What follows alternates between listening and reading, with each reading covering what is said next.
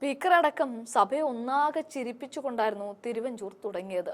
എങ്കിൽ പിന്നീട് ഒരു നോട്ടീസ് ഉയർത്തി ധനകാര്യമന്ത്രി ബാലഗോപാലിനോട് ചില ചോദ്യങ്ങൾ അക്കമിട്ട് ചോദിക്കുന്നുണ്ട്. ശേഷം ഉത്തരം പറയാൻ എണീറ്റ് ബാലഗോപാൽ സഭയെ തെറ്റിദ്ധരിപ്പിക്കുന്ന തരത്തിൽ സംസാരിക്കരുത് എന്ന് തിരുവഞ്ചൂരിനോട് മറുപടിയായും പറയുന്നു. ഒന്നുമില്ലെങ്കിൽ ഒരു മുതിർന്ന നേതാവല്ലേ എന്ന് പറഞ്ഞുകൊണ്ടാണ് തിരുവഞ്ചൂരിന് മുന്നിലേക്ക് എത്തിയത്. നടപ്പിലാക്കി എന്ന് അവകാശപ്പെടുന്ന ചില കണക്കുകളും ഇവിടെ നിരത്തുന്നുണ്ട്. പക്ഷേ ട്വിസ്റ്റ് സംഭവിച്ചത് ഇവിടെയല്ല. ബാലഗോപാൽ തന്റെ വാദം പൂർത്തിയാക്കി ബെഞ്ചിൽ ഇരുന്നതോടെ അടുത്ത പേപ്പർ കെട്ടുകളുമായി തിരുവഞ്ചൂർ എണീറ്റ് പറഞ്ഞു, സ്വന്തം കണക്ക് പുസ്തകത്തിലെ കണക്കൊന്ന് നോക്കണം ബാലഗോപാൽ. അങ്ങ് തന്നെ തന്ന കണക്ക് തന്നെയാണ് എന്റെ കയ്യിലുമുള്ളത്, അല്ലാതെ ഞാൻ വേറെ കണക്ക് പിള്ളയൊന്നും കൊണ്ടുവന്നിട്ടില്ല എന്ന് പറഞ്ഞ് കാര്യങ്ങൾ ഓരോന്നോരോന്നായി ചീന്തി സഭയിലിട്ടപ്പോൾ പിന്നെ ഒന്നും പറയാനില്ലാതെ ബാലഗോപാൽ ഇരുന്നിടത്ത് നിന്ന് എണീറ്റിട്ടില്ല എന്ന് തന്നെ പറയാം. തിരുവഞ്ചൂർ തകർത്താടിയ ആ വീഡിയോ ഒന്ന് കാണാം. ഒരു പ്രത്യേക സിറ്റുവേഷൻ ഉണ്ടാവും. കോളിംഗ് അറ്റൻഷൻ അങ്ങ് തന്ന നോട്ടീസ് അല്ല എന്ന് പറയുന്നത്. അങ്ങ് തന്ന നോട്ടീസ് അല്ല അദ്ദേഹം അങ്ങ് പ്രസന്റ് ചെയ്യുന്നത്. സർ നോട്ടീസിന്റെ കോപ്പി എന്തെങ്കിലും? Yes yes come to the point. Yes. വികസന പ്രവർത്തനങ്ങളുടെ തുകയിൽ 40% തദ്ദേശ സ്വയംഭരണ സ്ഥാപനങ്ങൾക്ക് നൽകണമെന്ന വ്യവസ്ഥ ഉണ്ടായിരുന്നിട്ടും ആവശ്യമായ അലോട്ട്മെന്റ് കൊടുക്കാത്തതിനാലും പ്ലാൻ ഫണ്ട് വെട്ടിച്ചുരുക്കിയതുകൊണ്ടും സംസ്ഥാനത്തെ വ്യാപകമായി അനുഭവിക്കുന്ന വികസന ശോഷിപ്പിനെ കുറിച്ചാണ് ഞാൻ പറഞ്ഞത്. സർ ഇതാ നോട്ടീസ്. അങ്ങനെ ചിലപ്പോൾ മാറിപ്പോയതായിരിക്കും, ഓഫീസിൽ എടുത്തതിൽ വ്യത്യാസമായി. ഇത് സ്പീക്കർ ഓഫീസിൽ നിന്നുള്ള സ്പീക്കർ അങ്ങ് പരിശോധിച്ചാൽ മതി. ആണ് അത് തന്നെയാണ് എന്തോ ഒരു ശ്രീ തിരുവഞ്ചൂർ രാധാകൃഷ്ണൻ, ബഹുമാനപ്പെട്ട ധനകാര്യ മന്ത്രി. ഞാൻ എന്നെ ബാധിക്കുന്നത് മാത്രമല്ല, ഈ സഭയിലെ എല്ലാ അംഗങ്ങളെയും ഒരുപോലെ ബാധിക്കുന്ന ഒരു പ്രശ്നമാണ്. സാർ അങ്ങ് പോസിറ്റീവായി ഇത് എടുക്കണമെന്നുള്ളതാണ് എൻ്റെ അഭ്യർത്ഥന. ധനവകുപ്പിലെ 31/8/2024 ആ ഒരു ഉത്തരവ് പ്രകാരം 10 കോടി രൂപയ്ക്ക് മേൽ അടങ്കൽ തുക വരുന്ന പ്രോജക്റ്റുകൾ ഉൾപ്പെടെയുള്ള ഭരണാനുമതി നൽകിയ പദ്ധതികളുടെ അനിവാര്യത സംബന്ധിച്ച് ചീഫ് സെക്രട്ടറി അടക്കം മറ്റ് 2 സെക്രട്ടറിമാർ കൂടി ചേർന്ന് ഒരു കമ്മിറ്റി അത് പരിശോധിക്കും എന്നാണ് വെച്ചിരിക്കുന്നത്. ഈ സമിതി പരിശോധിച്ചതിന് ശേഷം ഒന്നുകിൽ പദ്ധതി മാറ്റിവെക്കുകയോ അല്ലെങ്കിൽ ഭരണാനുമതിയുടെ 50% ചുരുക്കുകയോ ചെയ്യും എന്നാണ് പറഞ്ഞിരിക്കുന്നത്. സാർ, ഒരു പ്രോജക്റ്റ് എടുത്താൽ ആ പ്രോജക്റ്റിൻ്റെ ചെലവ് അതിൻ്റെ 50% വെട്ടിച്ചൊരുക്കുന്നതോടുകൂടി ആ പ്രോജക്റ്റേ പോയി എന്നുള്ള യാഥാർത്ഥ്യം അങ്ങേക്കറിയാം എന്നെനിക്കറിയാം. സാർ, 10 കോടിക്ക് താഴെയുള്ള പദ്ധതികൾ അനിവാര്യത സംബന്ധിച്ച് വകുപ്പ് സെക്രട്ടറി, വകുപ്പ് അധ്യക്ഷന്മാർ ഇവരുമായിട്ട് കൂടിയാലോചിച്ച് ഭരണാനുമതി ഇവിടെ നിയന്ത്രിക്കുന്നതിന് വേണ്ടിയുള്ള നടപടിയാണ്. സാർ, ഈ ഉത്തരവോടുകൂടി സംസ്ഥാനത്തെ വികസന പ്രവർത്തനങ്ങൾ ഒരു ശോഷിപ്പിലേക്ക് പോവുകയാണ്. AS നൽകിയ തുടർ പദ്ധതികളും പുതിയ പദ്ധതികളും 50% നിജപ്പെടുത്തുന്നതോടുകൂടി ഒരു പ്രോജക്റ്റും ആരംഭിക്കാൻ കഴിയാത്ത ഒരു പ്രത്യേക സിറ്റുവേഷൻ ഉണ്ടാവും. കോളിംഗ് അറ്റൻഷൻ അങ്ങ് തന്ന നോട്ടീസ് അല്ല എന്നാ പറയുന്നത്. അങ്ങ് തന്ന നോട്ടീസ് അല്ല അദ്ദേഹം അങ്ങ് പ്രസന്റ് ചെയ്യുന്നത്. Calling attention. സാർ, നോട്ടീസിന്റെ കോപ്പി എൻ്റെ കയ്യിലുണ്ട്. Yes yes come to the point. Yes. വികസന പ്രവർത്തനങ്ങളുടെ തുകയിൽ 40% തദ്ദേശ സ്വയംഭരണ സ്ഥാപനങ്ങൾക്ക് നൽകണമെന്ന വ്യവസ്ഥ ഉണ്ടായിരുന്നിട്ടും ആവശ്യമായ അലോട്ട്മെന്റ് കൊടുക്കാത്തതിനാലും പ്ലാൻ ഫണ്ട് വെട്ടിച്ചുരുക്കിയത് കൊണ്ടും സംസ്ഥാനത്തെ വ്യാപകമായി അനുഭവിക്കുന്ന വികസന ശോഷിപ്പിനെ കുറിച്ച് അതാണ് ഞാൻ ഈ പറഞ്ഞത്. സാർ, ഇതാ നോട്ടീസ്. അങ്ങക്ക് ചിലപ്പോൾ മാറിപ്പോയതായിരിക്കും, ഓഫീസിൽ നിന്ന് എടുത്തതിൽ വ്യത്യാസമായി. ഇത് സ്പീക്കർ ഓഫീസിൽ നിന്നുള്ള സ്പീക്കർ എനിക്ക് തന്ന കത്താണ്. അങ്ങ് പരിശോധിച്ചാൽ മതി. ആണ്, അത് തന്നെയാണ്. എന്തോ ഒരു ചെറിയ മിസ്റ്റേക്ക് പറ്റിയതായിരിക്കും, അങ്ങ് പരിശോധിച്ചാൽ മതി. സാർ, ഞാൻ ഈ പറഞ്ഞു വന്നത് വളരെ പ്രധാനപ്പെട്ട പ്രശ്നമാണ്. 2 കമ്മിറ്റികൾ സർക്കാർ ഉദ്യോഗസ്ഥന്മാരെ വെച്ച് അതിൻ്റെ അനിവാര്യത പരിശോധിക്കുന്നു എന്ന് പറയുമ്പോൾ MLA പ്രപ്പോസ് ചെയ്ത പ്രോജക്റ്റുകളെല്ലാം പോയില്ലേ സാർ? അതിനു മേളിൽ പറക്കുന്ന ഏത് പരുന്താണുള്ളത് എന്ന് സ്വാഭാവികമായിട്ട് നമ്മൾ ആലോചിക്കില്ലേ സാർ? അതുകൊണ്ട് അതിൻ്റെ അനിവാര്യത പ്രത്യേകിച്ച് പരിശോധിക്കാനായിട്ട് നിൽക്കാതെ അനുവദിച്ച AS കിട്ടിയത് ബാക്കിയുള്ള നടപടികൾ നടത്തി മുന്നോട്ട് പോകുന്നതിനിടയാക്കണം. സാർ, 2024-25 38,886.91 കോടി രൂപയുടെ വാർഷിക പദ്ധതിക്കാണ് അനുമതി നൽകിയിട്ടുള്ളത്. സാർ, ഇപ്പോൾ പദ്ധതി വിഹിതത്തിൽ പുനഃക്രമീകരണം നടത്തുന്നതോടുകൂടി സംസ്ഥാനത്തെ വികസന പ്രവർത്തനങ്ങൾ വളരെ മുരടിപ്പിലേക്ക് പോകും എന്ന് തന്നെയാണ് എൻ്റെ നിലപാട്. സാർ, പട്ടികജാതി പട്ടികവർഗ വിഭാഗത്തിൽപ്പെട്ടവർക്ക് അവർക്കും ഈ വെട്ടിച്ചുരുക്കൽ വന്നിരിക്കുകയാണ്. ആ പദ്ധതികൾ സർ, കാലാകാലമായി കേരളത്തിന്റെ പൊതുസ്ഥിതി എടുത്തു നോക്കിയാൽ മതി. ലാപ്സായി പോകുന്ന തുകയിലെ ഏറെയും പട്ടികജാതി പട്ടികവർഗ വിഭാഗത്തിന് വേണ്ടി അനുവദിച്ചിട്ടുള്ള തുകയാണ് എന്നുള്ള യാഥാർത്ഥ്യം ഇതിന്റെ സൈഡ് ലൈറ്റ് ആയിട്ട് നിൽക്കുകയാണ്. അതുകൂടി പരിശോധിച്ചാൽ മതി. SCP സ്കീം ഇവിടെ സ്പെഷ്യൽ കമ്പോണന്റ് പ്ലാനിൽ ആകെ വിഹിതത്തിന്റെ 78% അലോട്ട്മെന്റ് കൊടുത്തിട്ടുള്ളൂ. സാർ, അതോടുകൂടി ആ പദ്ധതിയും മുന്നോട്ട് പോകുന്ന സ്ഥിതി വരുന്നില്ല. വിവിധ ക്ഷേമ പദ്ധതികൾക്കുള്ള അതിന്റെ കുടിശ്ശിക, മറ്റ് ആനുകൂല്യങ്ങൾ നൽകുക എന്നിവയ്ക്കാണ് പദ്ധതി വിഹിതം വെട്ടിച്ചുരുക്കുന്നത് എന്നാണ് പറയുന്നത്. സാർ, ശ്രീ മഞ്ഞുളാംകുഴി അലിക്ക് അങ്ങ് കൊടുത്ത ഒരു ഉത്തരവുണ്ട്. അങ്ങ് കൊടുത്ത ഉത്തരവത്തിനകത്ത് വിവിധ ക്ഷേമ പദ്ധതികളുടെ കുടിശ്ശിക, മറ്റ് ആനുകൂല്യങ്ങൾ എന്നിവ സർക്കാരിന് സമയബന്ധിതമായി കൊടുത്തു തീർക്കേണ്ടതായിട്ടുള്ള എന്നതുകൊണ്ടാണ് ഈ ശോഷിപ്പ് വരുത്തുന്നത്, വെട്ടിച്ചുരുക്കൽ വരുന്നത് എന്ന് പറയുന്നു. അതാണ് എങ്കിൽ സ്വാഭാവികമായിട്ട് ഈ ക്ഷേമ പെൻഷൻസ് ഒക്കെ കൊടുക്കട്ടെ. ഇതിൽ നിന്ന് കിട്ടിയ അപ്പോ അതുമില്ല ഇതുമില്ല. നമ്മൾ ഇത് വെട്ടിച്ചുരുക്കുകയാണ്. എന്ത് കാര്യത്തിന് വേണ്ടിയാണ് വെട്ടിച്ചുരുക്കുന്നത് എന്നുദ്ദേശിക്കുന്നോ അതിലിട്ട് വിനിയോഗിക്കുന്നുമില്ല. സാർ, രണ്ടുമില്ലാത്ത അവസ്ഥയിലേക്കാണ് പോകുന്നത്. സാർ, ഒരു സെക്കൻഡ് കൂടി ഞാൻ അവസാനിപ്പിച്ചാണ്. അതുകൊണ്ട് നമ്മളുടെ ക്ഷേമ പദ്ധതികളുടെ വിഹിതം വെട്ടിച്ചുരുക്കിയിട്ടും ക്ഷേമ പദ്ധതിക്ക് കൊടുക്കേണ്ട തുക കൊടുക്കുന്നില്ല. സെസ്സും പെട്രോൾ ഡീസലും എന്നിവയിലെ അധിക നികുതിയും അത് കൂടാതെയാണ് ഇതുപോലുള്ള ചുരുക്കം കൂടി വരുന്നത്. സാർ, ഒരു കാര്യം കൂടിയുണ്ട്. MLA ഫണ്ട് അനുവദിച്ചിട്ട് ഇവിടെ LSGDയുടെ ചീഫ് എഞ്ചിനീയർ നിർവഹണ ഉദ്യോഗസ്ഥനായിട്ടുള്ള പദ്ധതികളുടെ ബില്ലുകൾ പോലും മാറുന്നില്ല. അങ്ങൊന്ന് പരിശോധിച്ചാൽ മതി. സാർ, അതുകൊണ്ട് ഈ കാര്യങ്ങൾ നോക്കി ക്ലാരിറ്റി ഉണ്ടാക്കണം. നമ്മളുടെ പദ്ധതി വിഹിതത്തിൽ കുറവുണ്ടാകരുത്. നമ്മളുടെ വികസന പ്രവർത്തനങ്ങൾ സുതാര്യമായി മുന്നോട്ട് പോകണം, വളരെ സ്പീഡിൽ പോകണം. മിനിസ്റ്റർ.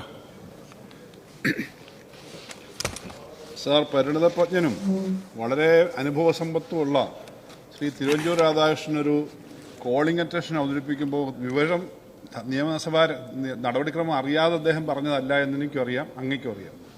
സാർ, എന്താണ് അദ്ദേഹത്തിന്റെ ചോദ്യം? തദ്ദേശ സ്വയംഭരണ സ്ഥാപനങ്ങൾക്ക് ആവശ്യമായ അലോട്ട്മെന്റ് അനുവദിക്കാത്തതിനാലും പ്ലാൻ ഫണ്ട് വെട്ടിക്കുറച്ചതിനാലും ഉണ്ടായതായി പറയപ്പെടുന്ന പ്രശ്നത്തിലേക്ക് ശ്രീ തിരുവഞ്ചൂർ രാധാകൃഷ്ണൻ ശ്രദ്ധ ക്ഷണിക്കുന്നതാണ്. സാർ, അദ്ദേഹം ഈ തദ്ദേശ സ്വയംഭരണ സ്ഥാപനങ്ങളെ പറ്റി അങ്ങനെ കാര്യമായിട്ടൊന്നും പറഞ്ഞില്ല. സാർ, തദ്ദേശ സ്വയംഭരണ സ്ഥാപനങ്ങൾക്ക് ഞാൻ ആ മറുപടി ഇവിടെ അവതരിപ്പിക്കാം. സാർ, 6ാം സംസ്ഥാന ധനകാര്യ കമ്മീഷന്റെ 1ാം ഭാഗ റിപ്പോർട്ടിൽ സർക്കാർ കൈക്കൊണ്ട തീരുമാനപ്രകാരം 2021-22 സാമ്പത്തിക വർഷം മുതൽ വികസന ഫണ്ടിന്റെ വിഹിതം സംസ്ഥാന പദ്ധതി അടങ്കലിന്റെ 26% വികസന ഫണ്ടായി നൽകുന്നതിനും പ്രസ്തുത ശതമാനം 30% ആകുന്നവരെ തുടർന്നുള്ള വർഷങ്ങളിൽ 0.5% വീതം വർദ്ധിപ്പിക്കുകയും ചെയ്തിട്ടുണ്ട്.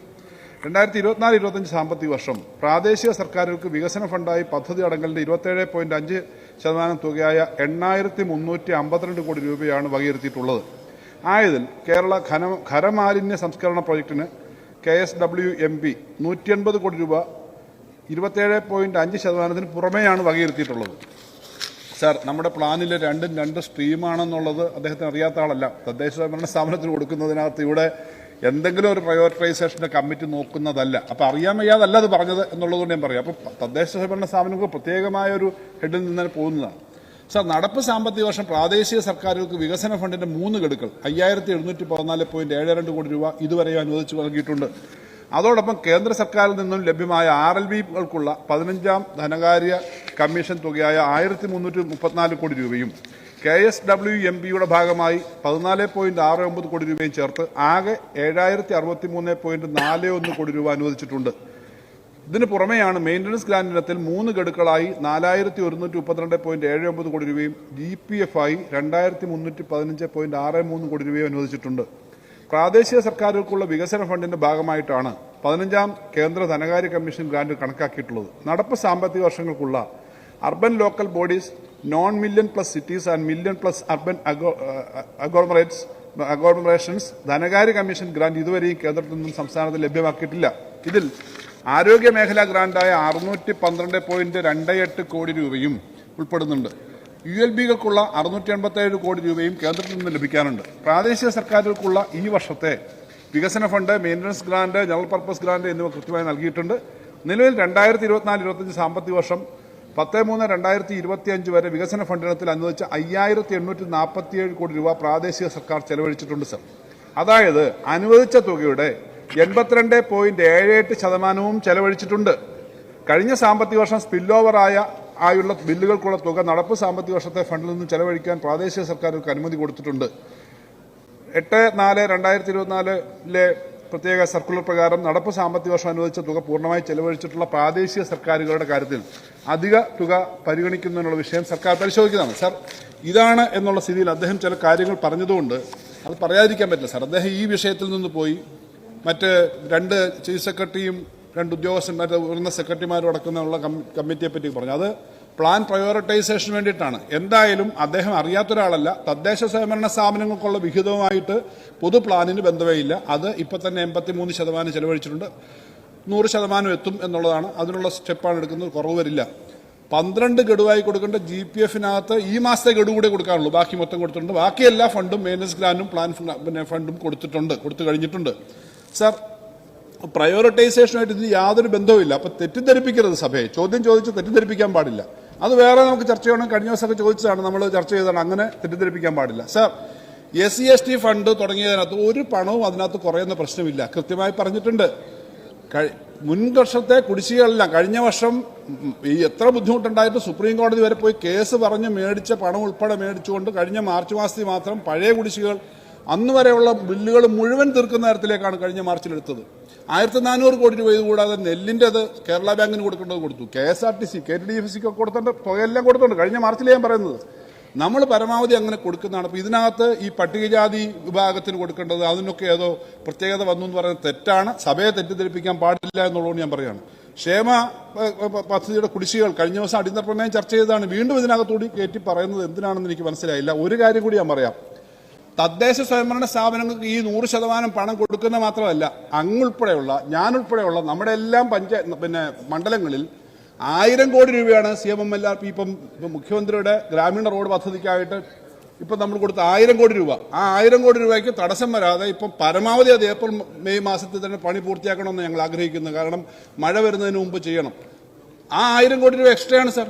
അപ്പം ഇങ്ങനെയുള്ള പദ്ധതികളെല്ലാം കൊടുത്തുകൊണ്ടിരിക്കുകയാണ്. അതുകൊണ്ട് ഈ പറയുന്ന കാര്യത്തിനകത്ത് ഈ പറഞ്ഞതിനകത്ത് യാതൊരു അടിസ്ഥാനമില്ലാത്ത കാര്യമാണ് സർ. അതിനകത്ത് മറ്റു പല കാര്യങ്ങളും ചേർത്ത് പറഞ്ഞു. എന്തായാലും ഇവിടെ ചോദിച്ച ഈ കാര്യത്തിനകത്ത് പ്ലാൻ ഫണ്ടിന്റെ കാര്യത്തിൽ തദ്ദേശ സ്വയംഭരണ സ്ഥാപനത്തിന് വെച്ചേക്കുന്ന ഒരു പ്രത്യേക സ്ട്രീമാണ്. അതിനകത്ത് ഒരു തരത്തിലുള്ള വ്യത്യാസവും വന്നിട്ടില്ല. അതിനകത്ത് സ്പെൻഡിങ് കൂടും. പൊതുവിലുള്ള കാര്യത്തിനകത്തും വലിയ തോതിൽ കുറവ് വരില്ല. ഇതുപോലെ പ്രയോറിറ്റി സെക്ഷൻസിനുള്ളത് കുറയേയില്ല സർ. അതിനകത്ത് യാതൊരു തർക്കവും ഇല്ല. അതാണ് സർ പറയാനുള്ളത്. സർ, അങ്ങിവിടെ പറഞ്ഞ കണക്കനുസരിച്ചാണെന്ന് വരികില്ല തദ്ദേശ സ്വയംഭരണ സ്ഥാപനങ്ങൾക്ക് ഗ്രാമപഞ്ചായത്തുകൾക്ക് കഴിഞ്ഞ പ്രാവശ്യം 413.11 കോടി രൂപയാണ്. ചോദ്യമാണ് സർ, അതിനകത്ത് ചെലവഴിച്ച 164.68 എന്ന് പറഞ്ഞാൽ 39%. അങ്ങിപ്പോൾ 80% കുറിച്ച് പറഞ്ഞല്ലോ സാർ. 39% അങ്ങയുടെ കണക്ക് തന്നെയാണ്. ഞാൻ പ്രത്യേകിച്ച് കണക്കെഴുതി കൊണ്ടുവന്നതല്ല, ഒരു കണക്കപ്പിള്ള വിളിച്ചുകൊണ്ട് വന്നതല്ല. അങ്ങ് തന്നെ തന്നിട്ടുള്ള കണക്കുകൾക്കകത്താണ് ഇത് വന്നിരിക്കുന്നത്. സാർ, ഉപയോഗം കുറഞ്ഞു വരുന്നു എന്നുള്ള യാഥാർത്ഥ്യമല്ലേ?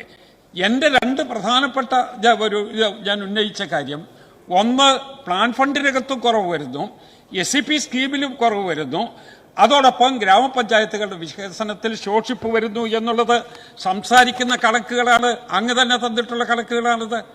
അതുകൊണ്ട് അത് വരാതിരിക്കും. ഞാൻ അങ്ങേ കുറ്റപ്പെടുത്തുന്നില്ല. സാമ്പത്തിക ക്ലേശമൊക്കെ നമുക്കും അറിയാം. ആ ക്ലേശത്തിന്റെ പ്രത്യേകത വെച്ച് ഇനി അത് വെച്ചൊന്ന് കുത്താം എന്ന് കരുതിയിട്ടുമല്ല. പക്ഷേ യാഥാർത്ഥ്യം ജനങ്ങൾ അറിയണ്ടേ? ആ യാഥാർത്ഥ്യത്തിൽ അങ്ങ് തന്നെ കണക്കിനനുസരിച്ചാണ് ഇത് വന്നിരിക്കുന്നത്. ഗ്രാമപഞ്ചായത്തുകൾ 2023-24 39% ഇവിടെ എക്സ്പെൻഡിച്ചർ വന്നിട്ടുള്ളൂ എന്നുള്ളത് അങ്ങ് പരിശോധിച്ചിട്ട് മറുപടി പറഞ്ഞാൽ മതി. സർ, പരിശോധിച്ചിട്ട് മറുപടി പറയാൻ പ്രത്യേക സമയം എടുക്കുന്നില്ല സർ. എന്റെ കയ്യിൽ ഇപ്പൊ തന്നെ ഈ നമ്മുടെ ഇവിടുത്തെ അക്കൗണ്ട് അനുസരിച്ചുള്ളതുകൊണ്ട് സർ, എന്തിനാ പ്രത്യേക സമയം എടുക്കുന്നത്? അങ്ങക്ക് എന്തെങ്കിലും തെറ്റിദ്ധാരണ ഉണ്ടെങ്കിൽ മാറ്റുക. കഴിഞ്ഞ വർഷം ഫൈനലി വന്നപ്പോൾ നമുക്ക് സുപ്രീം കോടതി കേസെല്ലാം അങ്ങേക്ക് ഉൾപ്പെടെ അറിയാവുന്നതാണ്.